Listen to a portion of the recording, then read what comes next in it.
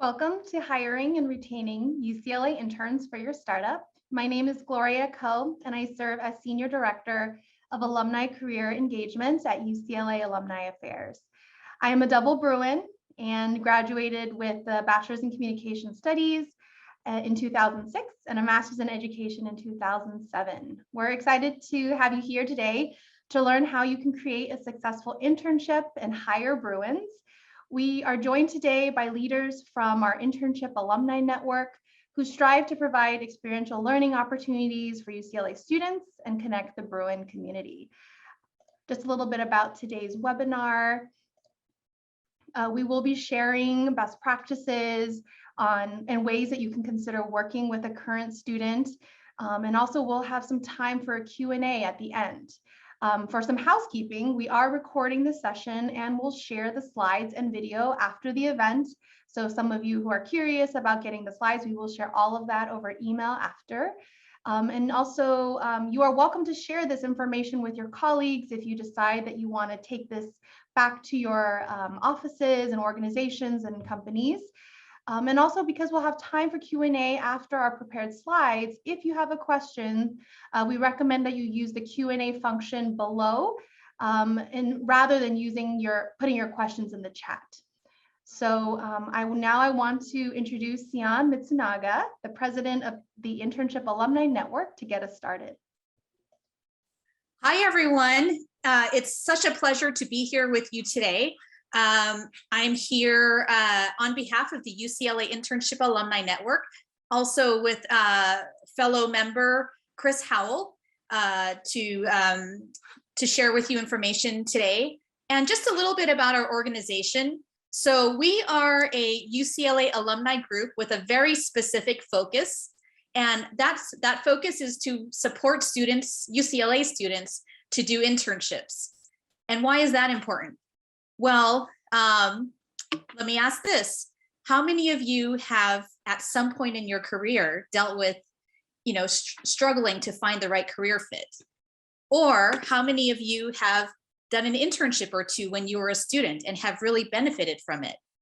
So for us, we see the clear benefits that internships provide for student career development to really propel them for career success and for career satisfaction. And we want to make sure that more UCLA students, if not all UCLA students, take advantage of this opportunity. I mean, there's just so many benefits. They can, for skill building, gaining more clarity around career satisfaction, building one's professional network, also building one's credentials. So we want to see more students taking advantage of these opportunities. And there's many ways that we do that. One of the ways is we offer scholarships for students to do internships, primarily internships with public interest and government, as many of those internships are unpaid. We also mobilize and empower other alumni to offer internships to students. So that's why we're here, because we know there's so many great opportunities in the startup space. We have dynamic alumni across many different sectors doing exciting things, and startups are great places to gain exposure and to learn. So we want to empower more of our alumni to offer internships for our students. So yeah, great to be here. And I'm going to hand it over to Mike Kwan. All right. Hello, everyone. So Sian is actually a college friend of mine. We were dorm mates, or dorm neighbors, I should say, in the 90s. And the reason I'm speaking today is because I graduated during the dot-com boom. So I've been involved with various tech startups since the late 90s. So I have vast experience with the company that invented pay-per-click advertising, which spearheaded the whole digital marketing company or digital marketing movement. And that company got acquired by Yahoo. And then I worked at another company called Hot Jobs, which is more relevant for today. So I have direct experience with different industries who are hiring during the dot-com bust also, and working with different industries like healthcare, or engineering or, industrial jobs. So it's, totally plays a part into what we're all dealing with today as well. And then lastly, I worked at Zipcar, which helped spearhead the whole sustainability and sharing economy, which helps companies like Airbnb today to thrive with the whole sharing economy and just utilizing the resources we already have, as opposed to, wasting resources to do the same exact thing. And then more recently, I've been working on various startups in the streaming, esports, and crypto space. So I personally had to find interns, and I saw a little bit of a disconnect with trying to recruit from my old alma mater, UCLA, and that's why I want to help remedy that with the resources that our awesome university has with all the different groups. And I also want to mention that I've personally witnessed this shift of being a college student intern, working at various radio stations and other entertainment venues as a student. And I was really happy to be, as like a volunteer and not expect to get paid. And that scope has definitely transitioned into a more competitive market. And what I mean by that is companies now pay quite a bit. So I'm sure some of you have heard, like, Google offers their summer student interns anywhere from $5,000 to $8,000 a month. And yes, you heard that right. It's quite a bit. I talked today to one of my executives in the biotech and pharma startup space, and they typically pay about $20 to $25 for student undergrad interns as well. And biotech and pharma are also very hot right now and sizzling. And the reason I bring this up is because these students have options, whether they work at an internship that actually pays them, whether they work at an internship that doesn't pay them, or they get a part-time job to supplement whatever income needs they have while being a student. And on that note, the areas that I'm going to focus on today for specific internships is social media marketing, finance, and engineering. I fit more personally with the realm of social media marketing. I've noticed that most companies now utilize social media to get the word out, to have presence, to give their customers a voice. But of course, whatever specific department that you have within your company, you can also hire interns for, of course. But the reason I'm focusing on these is because I have firsthand knowledge and also some insider info from my personal network into what kind of steps it takes to acquire interns in these specific fields. And we're going to go over more so with this presentation, but the areas of focus is to, specify what you want from the intern, what you hope the intern gets out of this, and, just how to give them that real world experience and how to prepare them to take and succeed in real job interviews, perform as a professional, and just give them the insights on how to succeed in the real world. And back to Gloria. Thanks, Mike. So for my portion, I wanted to, share with all of you different aspects of the internship experience and how you can craft a great internship experience for yourself and for a potential intern. As if you have participated in an internship, you know that it's a very unique experiential learning experience for a student. I know for me, when I was an intern, I interned back in the day at MGM, I got to really see firsthand what this organization was about, what the culture was like, what are day-to-day tasks, and also just learning about what are, how can I grow in this company if I choose to do so. And so the benefits for internships can really range. Sion mentioned some, but for employers, you get access to talent for future full-time roles. You can, acquire from the interns, you can get, skilled workers to move your company forward. These students also have incredible insights on new trends and communication methods. And then also you have the opportunity to share your company culture with a new audience.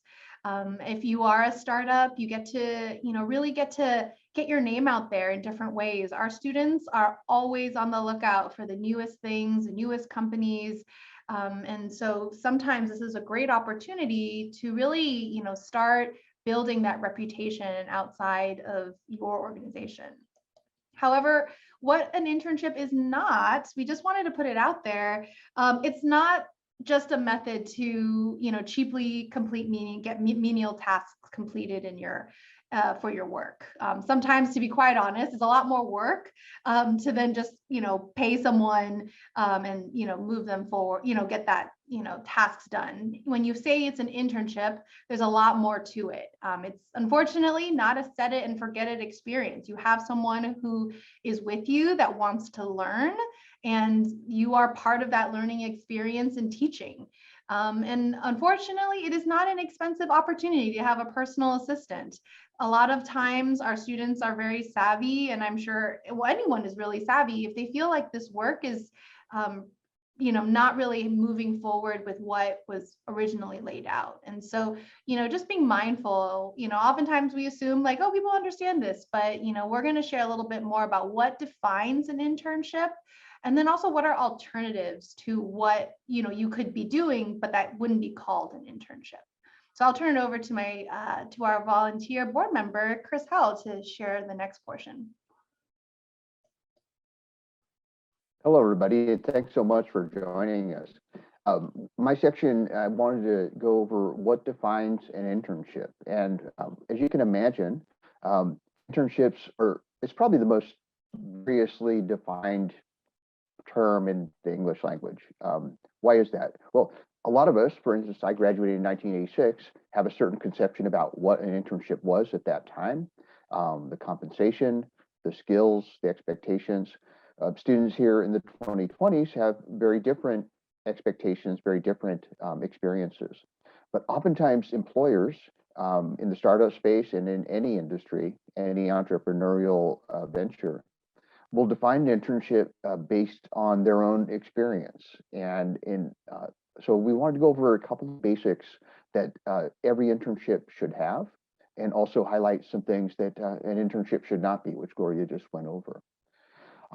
One of the things you could think of is, think of a class you had at UCLA. It had a syllabus, and it is a fine strategy. In fact, it's a very good strategy to think of an internship, if it's 10 weeks during a UCLA quarter, as having a syllabus, things that a student will be learning during week 1, 2, 3, 4, and then ways they'll be applying that knowledge in weeks 5, 6, 7, 8.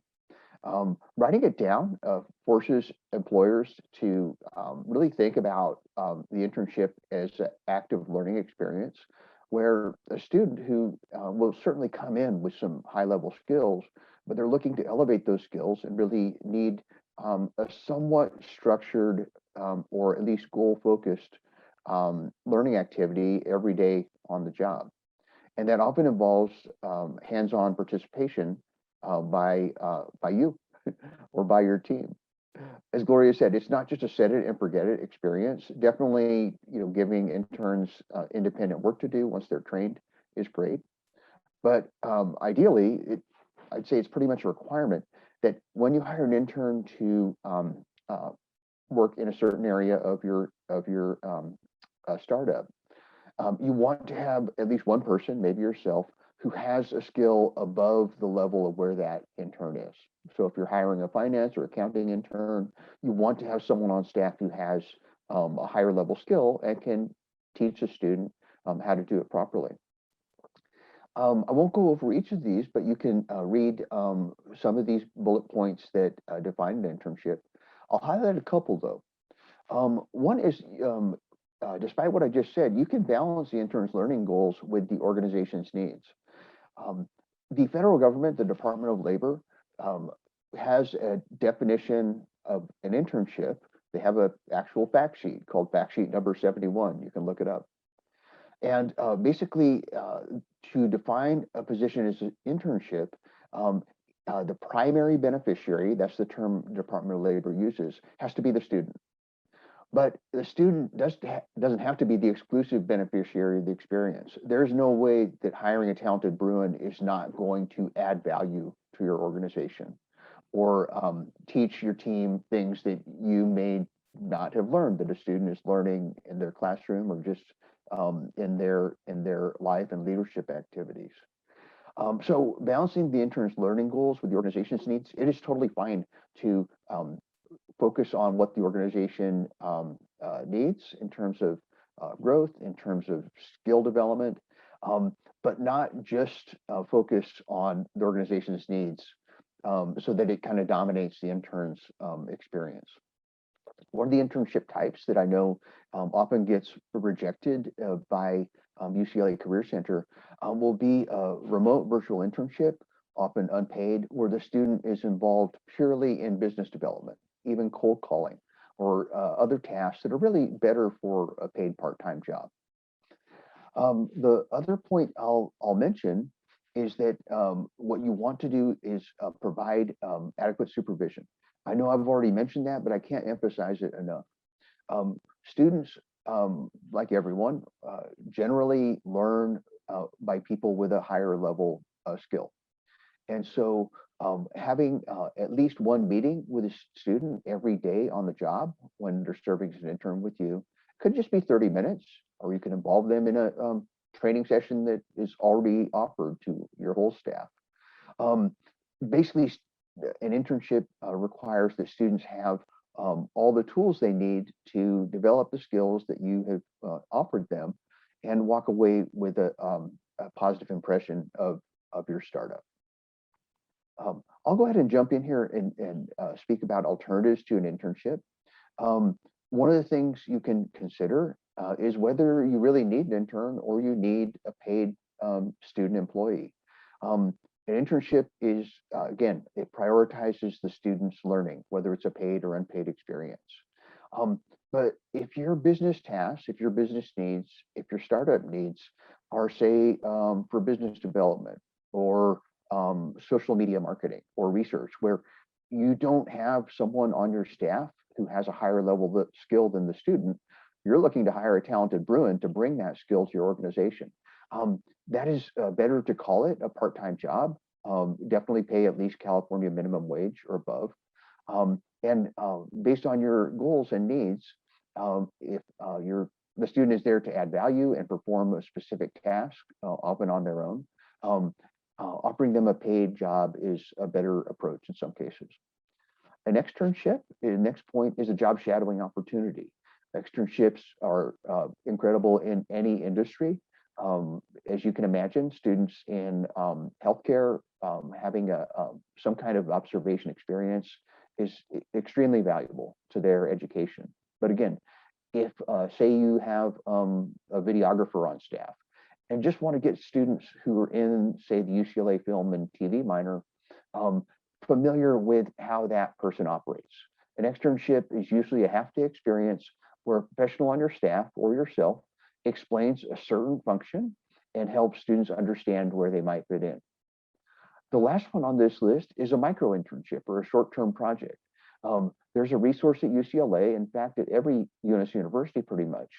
It's an organization called Parker Dewey, that's the name of a company, that offers a platform to universities, to students, and to employers for what are called micro internships. These are short-term projects, they're all paid projects that an employer, especially a startup who may not wish to do the hiring paperwork or do the tax withholding or other things they would do with a paid intern or a paid student worker of any kind. A project-based internship, this Parker Dewey organization, can handle all of that paperwork in a legitimate way, so your investment is fixed. If you have a project, you want to invest $200 and have a UCLA student go great guns at that project for one day, that is what Parker Dewey can offer. And you can look that up on the UCLA Career Center's website. Great, thanks, Chris. So the next topic we wanted to chat about is the job description.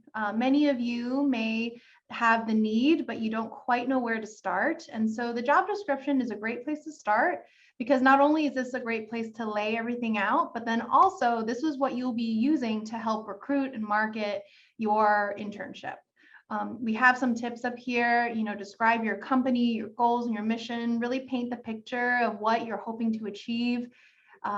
Share what the role the intern will play in your company, whether that's assisting a specific team or really if they're, all around player, that they're part of, many teams. Like, share what is this role that this intern will play, List the primary tasks and responsibilities, and most importantly, learning outcomes. What is it that at the end of their time with you, what is it that you hope that they will leave with?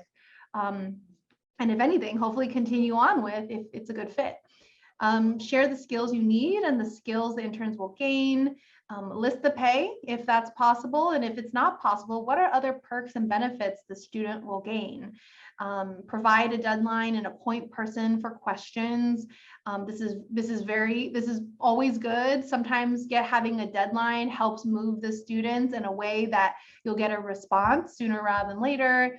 And also be clear about the materials you need, whether that's your resume, cover letter, if you need supplemental materials like a portfolio or samples, be clear in the job description. And now Mike's going to talk about some takeaways, right? Tasks and takeaways. All right. I didn't want to deter anybody from the Google example. Not everybody, especially startups, have $5,000 to $8,000 to pay each individual intern, of course.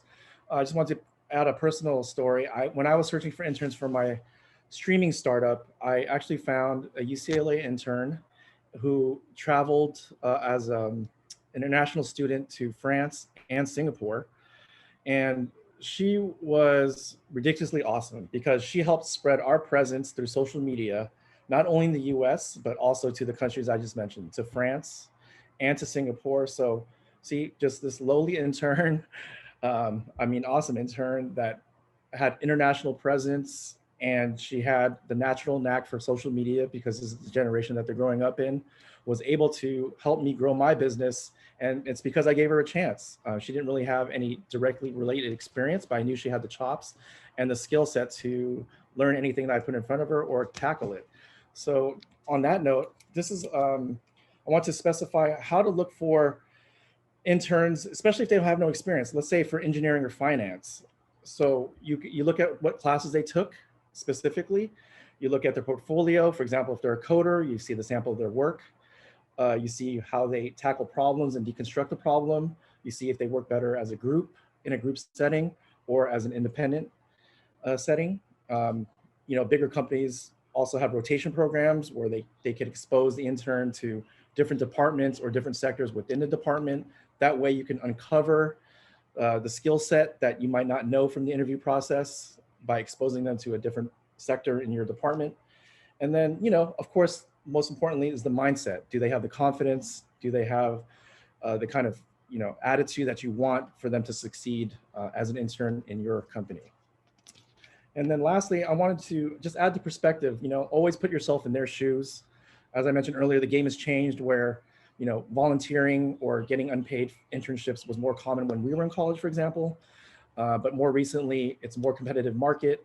But on that note, there is options like the micro internships for project-based is one way for bare bones startups like where I was at once, where I couldn't pay the intern a proper wage. But when you get the right intern, then you establish rapport with them and they believe in your company, then you can always bring them back. You can always refer them out to your network. And what you're doing is, you're putting good into the earth. You're helping the UCLA funnel of students who become professionals, and we're just doing a good thing for everyone involved. So I hope that you got a lot of insight, and we welcome all your questions as we're wrapping up this part. So before we go to our Q&A, I did want to share a couple more things. So when it comes to recruitment strategies, we do want to encourage you to post on UCLA One. UCLA One is our exclusive UCLA online professional community. And we have, you have the ability to post jobs there, for full-time staff and even internships for students. Students and alumni are part of the community, and it's free to you. So you can post however or however many times you like. And then also we will be sharing an intake form at the end of this session, and we encourage you to share your posting with the Internship Alumni Network. This volunteer group will help with promotion. We work with different departments to, do scholarships. So, we're happy to share your posting with people, with student groups at UCLA. And also we encourage you to post on the UCLA One feed or even on the UCLA Alumni's LinkedIn group. Share it because you can put out your posting to a lot of different types of people, from students and then even young alumni. And also reach out to the Career Center to be listed on Handshake. Handshake is the site in which students access different internships, and it's the platform in which the Career Center uses to post from different employers. And so if you are looking to hire UCLA students, that is a great site to post on as well. So we will share, websites and everything after and in the email to follow, so you don't have to worry, and we'll get that to you. All right. So I'm going to mention a couple of points about a student's intern interview experience. The basics, always be in communication. There are many employers who you may have encountered where you apply for your first job or your first internship and you don't know where that application went. There isn't any communication for weeks or even months. And at some point that employer contacts you or a student intern to tell them they'd like to go to the next stage, but because they haven't been in touch during the intervening weeks or the weeks between the first contact, the student may have lost interest or moved on to another opportunity. So don't leave them in the dark. Once you receive application materials, have a system set up that the student candidate knows that you have received that application. What you can do is schedule interviews and provide logistics, links, or directions if the interview is in person. Most interviews these days for interns are actually, excuse me, are actually virtual, as you can imagine, via Zoom or Skype. As much information as you can provide, though, will help students feel more prepared, feel more comfortable when you do interview them. One strategy that has been used, employer Lockheed Martin introduced me to this a little while ago, is they don't even use the word interview. They call it career conversations. They invite students in to relax, find out about opportunities. Neither party is pitching each other. It's just for students to understand how they might fit in with that organization and how Lockheed Martin might be a place where they can fulfill their internship and career goals. In those cases, it's often a really good strategy to have an actual practitioner who does that job rather than a recruiter from human resources to have that kind of career conversation with a student. Serves the same purpose as an interview, but the information exchange is done in a relaxed manner and may be different from a typical competitive interview. What you can also consider is organize your questions to minimize bias. You may have grown up in a family of professionals. As you know, many of our UCLA students, first generation students, their parents are often immigrants, often entrepreneurs themselves who run a small business. We've had students whose parents are farm laborers and boy, every conceivable job. But jobs where it's certainly a profession, it certainly requires skills and dedication, but it's not one where students would understand how to speak and interview in a professional setting all the time. Students definitely pick up that knowledge quickly, but it's something that the language you're using, it's something that if you're using, for example, a certain software title, give students advance notice so they can research that and understand what you want them to be sharing about that. You can follow up with a yes or no as soon as possible. Clarity is really helpful. And then just being responsive in general, it goes a long way.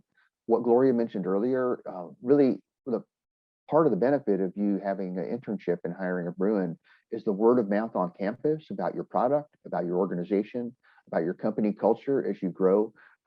That works wonders. That is golden. That is something that every student communicates with their peers, and there are companies who have a really good reputation on campus and others whose reputation suffers because some of their interns have had a lackluster experience. And I will actually talk about The next part is when you actually do hire your intern and in your onboarding of your intern. So in your first meeting, be sure to review the timeline of internship, what your deliverables, what their deliverables are, their daily schedule, if there's a check-in process with their supervisor. And if you're able to have a culminating project or presentation, that's also a great part of the internship. Provide one consistent supervisor or point of contact so this person has someone they can go to if there's questions. Set weekly, again, one-on-one meetings for feedback and check-ins. Those are super important, especially if maybe this intern is not on the right track. Getting this feedback and doing check-ins is helpful. Introduce your intern around your office or your virtual team. Letting them put a face to a name helps them be able to not only reach out to the appropriate folks if they need help, but then also to really grow their knowledge about your organization. And then also create an environment where the intern can ask questions. I know that I remember when I was an intern, you feel like, oh, I don't know this, is this bad? It's always good to ask, and making sure your student feels that they can ask questions so that you can guide them and put them on the right track as soon as possible, lest they waste time, feeling bad about having a question. Creating that environment helps your communication grow and theirs as well. And then when it comes to retaining an intern, you want to maintain consistent communication. We've said this multiple times, but communication is key, especially when it comes, if you have a remote intern, or even if you have someone who's doing different hybrid schedules. Maintaining that consistent communication will be key in making them feel connected to the work that you're doing, but then also makes you feel like you're connected to what they're up to when it comes to their projects. Be also curious about your intern's experience and insights. One of the best things that they can provide is a fresh set of eyes. And also, if you're in a company or organization that's working with young people or working to attract young people, they can, give you some insights on, what their experiences are like. They also, to retain your intern, provide ways that your intern can learn about other teams or roles in your company. Maybe this student isn't a good fit for a future in maybe your division or sector, but potentially they could be great in another part. So that's also a way for your intern to be still a value and asset to your overall organization.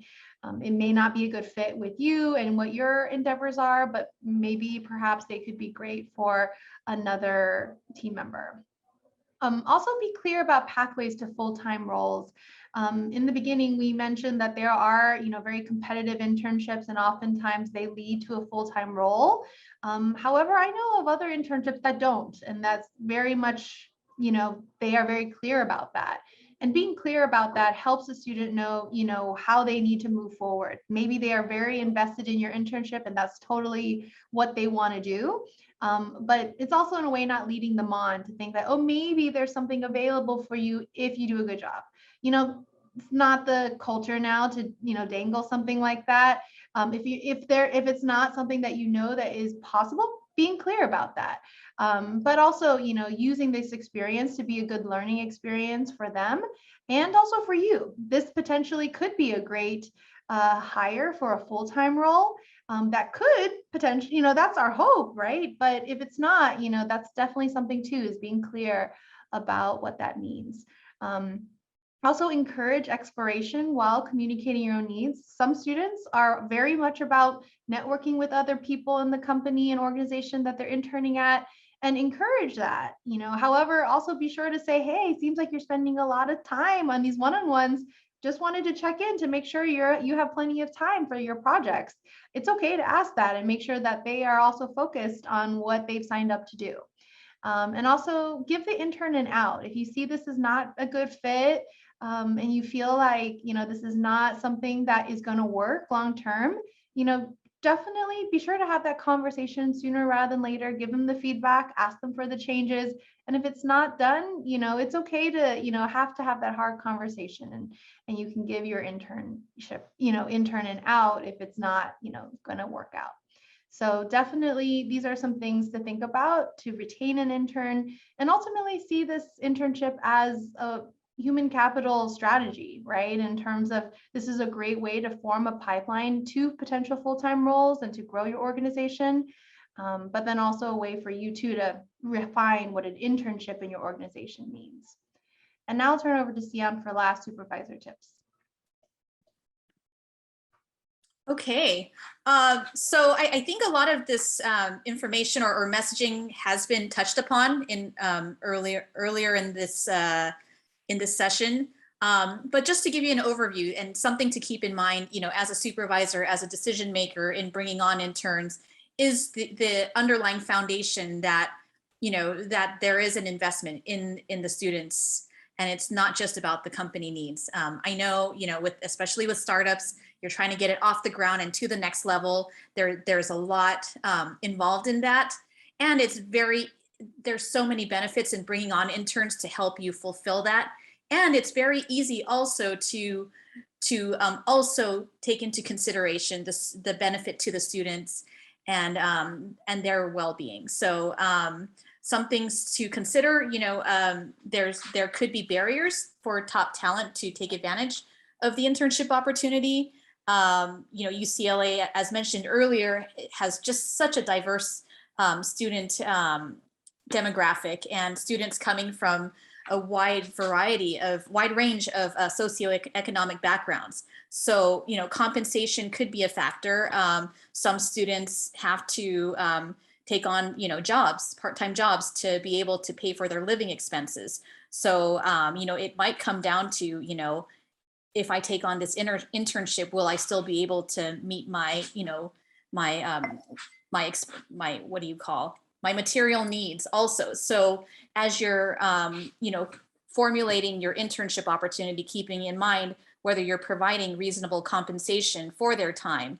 Also some other things, maybe transportation, depending on where you are, or whether it's in-person or remote internship. And also, many students have not worked in an office before, or are not familiar with startup culture and what, a lot of times the versatility they need to bring, or the proactiveness or any other qualities that they definitely have, but just might not be aware of, that it would make a difference in the startup environment. So in addition to that, as I mentioned earlier, they're very easy to incorporate ways to really forward the students' growth and development through their experience interning with you. Some ways that, for example, outside of my activities with the UCLA Internship Alumni Network, I also oversee operations for a global innovation hub called School Lab. And we work with a lot of interns. So we bring on interns, and one of the things that we make sure to do is during onboarding that we have the interns fill out a survey where they're sharing their career aspirations, what skills they're bringing, also what skills they are hoping to develop out of their experience, and also what they'd like to gain more exposure towards. And we make sure to check in with them midway through the internship and at the end. And I can tell you, it's just so satisfying. I would say, yeah, actually, all of the times that that we've done those check-ins, to see that the students are on point with being able to develop those skills and expand their awareness of the areas that they wanted to gain exposure in.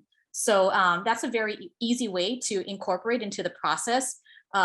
Also, as Gloria mentioned earlier, encouraging them to get to know other roles, whether it's having them have one-on-one meetings with other people in the company who have different roles so that they can gain different perspectives.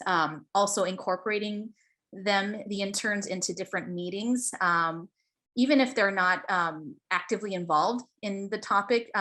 We include our interns in our strategy meetings, and that really gives them a great insight into how various aspects of our company. So yeah, and then finally, legal considerations. So if you are bringing on an intern for a paid internship, definitely, make sure that you have all of your HR, labor regulations covered. They're coming on as an employee. And I should preface this with, I'm not giving any legal advice. Definitely make sure to go and validate this information on your end. And there are some exceptions to the paid requirement, but and, you know, I think it was touched upon earlier, you know, some internships are done unpaid for academic credit, but we don't, a lot of that is in the public interest and government sector.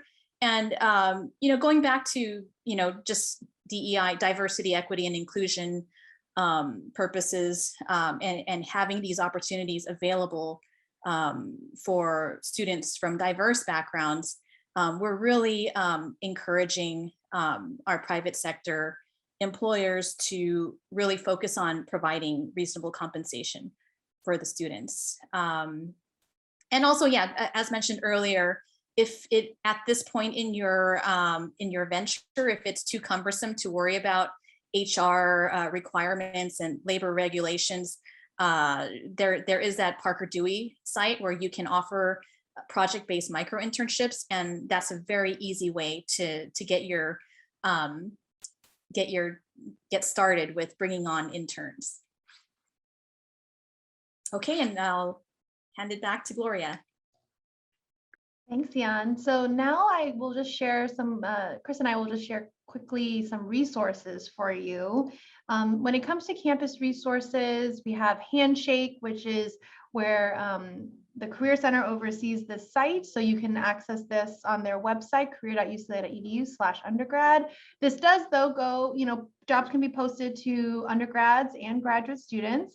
And then also for more information on Parker Dewey, there is this website as well with also examples of different types of projects that are available. It's actually really helpful, and then also sample pricing, which is great. Ranges from $150 to maybe $800 for, you know, something more technical. And so this is a great way to just, you know, be able to explore and then get set up. And then also Chris will share some alumni affairs resources. Sure. Well, UCLA One has been mentioned. The Internship Alumni Network very much wants to promote UCLA One as a place where alums like yourselves, especially those in the startup space, can list internship opportunities. Students have access to UCLA One. They go there to find a mentor, to find externships. We want to see a larger number of internships on that site because students know that it's being hosted by an alum. And it is learning, just like mentorship is, just like a job shadowing is. So that's something that you can, one other place that you can list your opportunity. And then through the Internship Alumni Network, that's something our organization wants to support alums. We want to involve alums in answering questions or addressing questions about the process to post and recruit talent. And so the website you see there will provide some more information on how the IAN, the Internship Alumni Network, can support your recruiting goals. So to close this out, I just want to share some follow-up. This is, if you scan this QR code, it'll take you to the Career Center's Employer Internship Toolkit. I will say this is the 2018 edition because a lot has changed in 2018 in terms of remote and virtual internships. But a lot of the content is really strong in terms of really crafting and, you know, putting together your internship. So definitely take a look at this internship toolkit. And then also, as a follow-up to our time today, we invite you to fill out an internship intake form. This goes to myself and then also the volunteers of Internship Alumni Network to really see how we can best serve you and help to promote your internships. This is something that we know that is an issue, that in terms of some folks who are going to Handshake don't either get the visibility, or maybe they're not getting the responses that they were hoping for.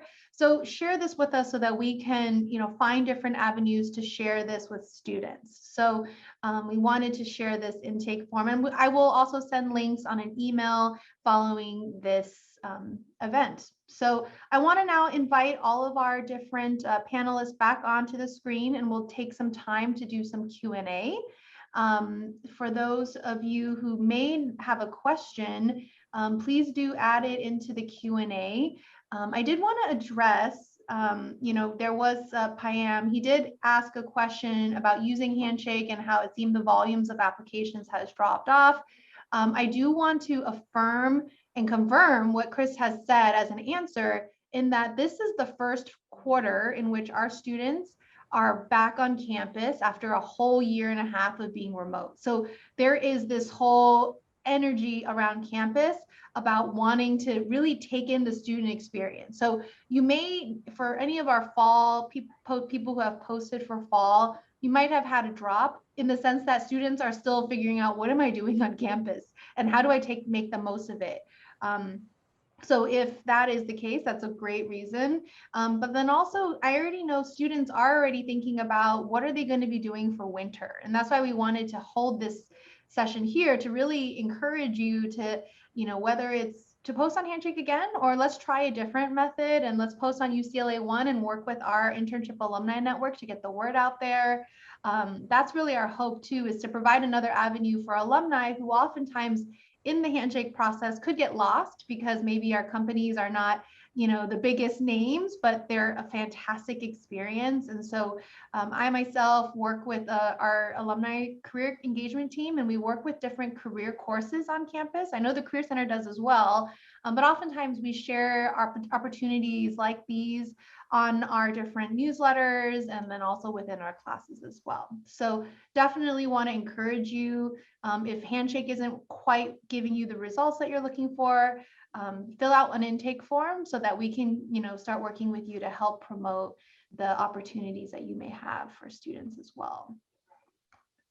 And just adding on to, what Gloria just shared, I mean, just want to emphasize that, from the alumni end and from the perspective of the UCLA Internship Alumni Network, we want to empower more alumni to recruit UCLA interns. So that's why we're actively taking on providing additional promotional avenues. So when you post in, there's so many, I think job postings and this information for the students to wade through. So we provide this additional way to highlight your opportunities and get them in front of students. Great. Any other questions? I know Chris answered a ton already, but I can throw it out there again. Let's see.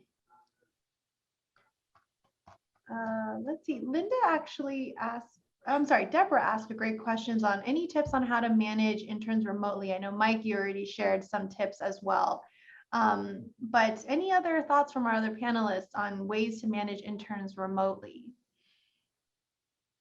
She says, usually shadowing and other tasks for interns have been in person, but as we know, COVID has, changed the dynamics of office settings. Any other thoughts around managing your intern? I would say, have a set kind of like something routine, whether that's a weekly check-in or even a daily, just like 15 minutes. Hey, I'm starting now, or, oh, I'm closing out my projects. I just finished, the day.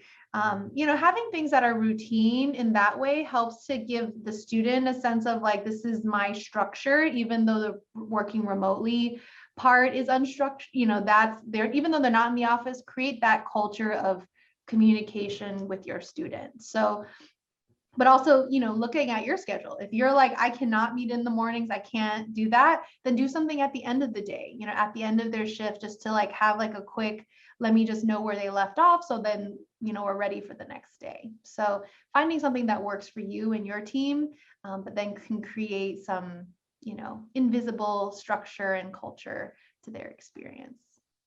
Yes, great advice, Gloria. One thing you can consider is, I mentioned a syllabus earlier.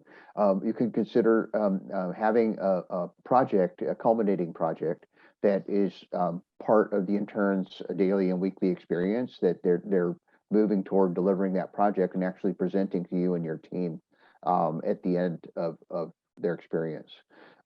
It's something that should demonstrate the skills that they've acquired through their other duties. As well as, challenging them or offering them the opportunity to get creative and suggest solutions or approaches for real business challenges that you're experiencing. That's a way to help interns self-manage. When you have a project with different steps, the intern kind of knows where they are, and you don't have to be basically in contact with them at all times. Great. I did have a question from Mitch. He missed the first 20 to 30 minutes, so we're just going to reiterate a couple things. I did multiple non-paid internships when I was at UCLA back in the 80s. Is that frowned upon to do non-paid internships? Can you offer stipend-based internships without formal W-2 hiring? I will say we don't recommend stipend-based internships. If you are thinking, you would like certain projects done, we recommend the Parker Dewey option, so that is very clear. And then also the payment and everything is actually through Parker Dewey, so that you don't have to worry about that process. I think Sion did mention before that non-paid internships are possible if the student is able to get academic credit for their internship. However, depending on the work, sometimes these internships, if it is too, depending on, again, the learning outcomes of the internships, if there are no learning outcomes for it, then it actually may not be approved by the academic department that provides the credit. So that's something to think about, is that I totally understand that, in like before, even myself, non-paid internships were, very common. But now that, again, it is becoming less and less common. And again, also in many regards, they're less attractive unless, unless there is something the student is gaining that they are willing to take a non-paid internship to then participate in this and give them their time. Because knowing our students, they want to give as much time as they can.